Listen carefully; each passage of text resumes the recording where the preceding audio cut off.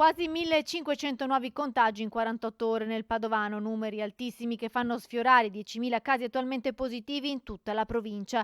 La preoccupazione è alta tra le autorità per il possibile passaggio in zona gialla e il sindaco di Padova, Sergio Giordani, invita i cittadini alla prudenza. Potrebbero presto arrivare nuove iniziative a tutela della cittadinanza.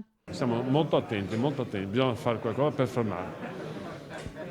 Meno cene, meno amici, stiamo attenti perché sta aumentando in maniera importantissima. Sono un po' preoccupato.